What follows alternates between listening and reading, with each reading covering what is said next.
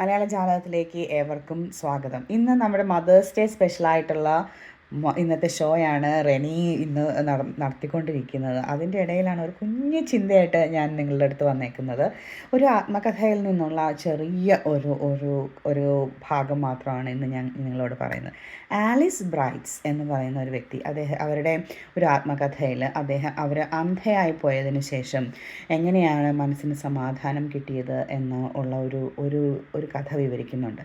Alice വളരെ മനോഹരമായ നമ്മുടെ ഈ ലോകം മുഴുവനും കാണുകയും ആസ്വദിക്കുകയും സൂര്യൻ്റെ ശോഭ പൊങ്ങി വരുന്നതും രാത്രിയിൽ പോകുന്നതൊക്കെ മനസ്സിൽ കണ്ട് ഒത്തിരി സന്തോഷിച്ചിരുന്ന ഒരു വ്യക്തിയാണ്. പെട്ടെന്ന് ആകസ്മികമായിട്ടാണ് അവൾക്ക് കാഴ്ച നഷ്ടപ്പെടുന്നത്.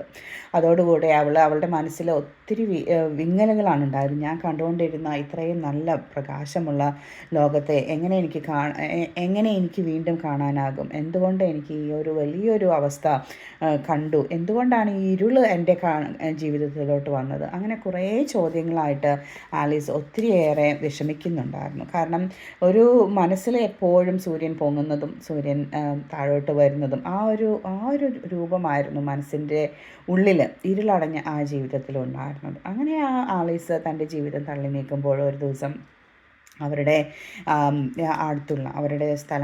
അടുത്തുള്ള ഒരു പാസ്റ്റർ അവരെ കാണാനായിട്ട് ആലീസിനെ കാണാനായിട്ട് ഇടയായി. അപ്പോൾ ആലീസ് തൻ്റെ ജീവിതത്തിൻ്റെ എല്ലാവിധ ദുഃഖം നിറഞ്ഞ നമുക്കറിയാമല്ലോ, നമ്മളൊരു ഏറ്റവും നല്ല രീതിയിൽ നിൽക്കുമ്പോൾ കണ്ണിൻ്റെ കാഴ്ച നഷ്ടപ്പെടുക, കണ്ണിൻ്റെ കാഴ്ച നഷ്ടപ്പെടുന്നതിനേക്കാൾ ഒരു കണ്ണിൽ ഒരു പോറൽ വന്നാൽ തന്നെ നമ്മുടെ ജീവിതത്തിൻ്റെ വിഷമം നമുക്കറിയാം. അപ്പോൾ ഇത് രണ്ട് കണ്ണിൻ്റെയും കാഴ്ച നഷ്ടപ്പെട്ട് ഒന്നും കാണാനാവാതെ ഇരുന്ന ആ ഒരു വ്യക്തിയുടെ അവസ്ഥ നമുക്ക് ഊഹിക്കാവുന്നതേ ഉള്ളൂ. അപ്പം ഈ ഒരു പാസ്റ്ററോട് ആലീസിൻ്റെ കഥകൾ പറഞ്ഞപ്പോൾ ആ പാസ്റ്റർ പറഞ്ഞത്, നീ കണ്ണടച്ചുകൊണ്ട് നിൻ്റെ യേശുവിൻ്റെ കുരിശ് താങ്ങുകയാണ്. ഒരു ക്രിസ്ത്യൻ പാസ്റ്റർ ആയിരുന്നുകൊണ്ടായിരിക്കാം യേശുവിൻ്റെ ആ ഒരു യഥാർത്ഥമായ ആ ഒരു വികാരം, അതായത് ഈശോ ആ ഒരു കുരിശ് താങ്ങിയത് ലോകം മുഴുവനും വേണ്ടിയിട്ടാണ്. അപ്പം ആലീസിനോട് പറഞ്ഞത്, ഇത്രയും നാൾ നീ ലോകത്തിൽ സന്തോഷിച്ചെങ്കിലും ഇപ്പോൾ നിൻ്റെ കണ്ണുകൾ അടച്ചുകൊണ്ട് നീ ലോകത്തെ സഹായിക്കുകയാണ് ചെയ്യുന്നത്. ലോകത്തിൽ സന്തോഷിച്ച നീ ആ ഇരുളിൽ നീ ഇപ്പോൾ ലോകത്തെ സഹായിക്കുകയാണ് ചെയ്യുന്നത്. അപ്പോൾ അവിടെയാണ് ആ വാക്കുകളുടെ വ്യത്യാസം അവൾക്ക് മനസ്സിലായത്. സന്തോഷിച്ചിരുന്ന ഞാൻ അധികം ആളുകളെ സഹായിച്ചിരുന്നില്ല, പക്ഷെ ഇപ്പം ഞാൻ വിഷമിച്ചുകൊണ്ടിരിക്കുമ്പോൾ കണ്ണുകൾ അടച്ചുകൊണ്ട് ഞാൻ എൻ്റെ ലോകത്തെ സഹായിക്കുകയാണ്. അവിടെയാണ് ആലീസിനൊരു കാര്യം മനസ്സിലായത്. ഞാൻ എൻ്റെ ഇരുളുകൊണ്ട് മറ്റുള്ളവരെ സഹായിക്കുകയാണ്. അങ്ങനെയാണ് എൻ്റെ ഇരുളിൻ്റെ വെളിച്ചം ഞാൻ കണ്ടെത്തുന്നതെന്ന്.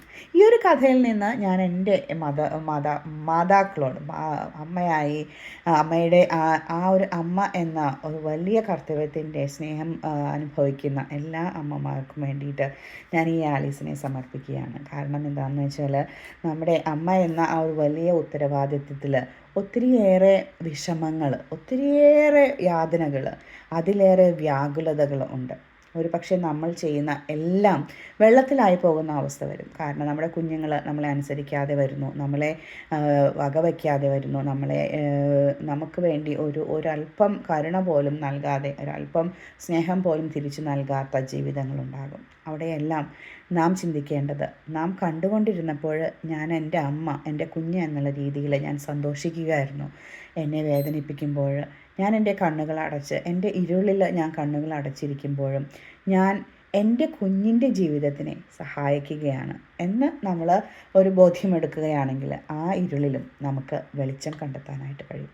അങ്ങനെ നമ്മുടെ ജീവിതത്തിൽ എപ്പോഴും വെളിച്ചം നിറഞ്ഞ ഒരു ജീവിതം ഉണ്ടാകട്ടെ എന്നാണ് ഈ മദേഴ്സ് ഡേ, മാതൃദിനത്തിൽ ഞാൻ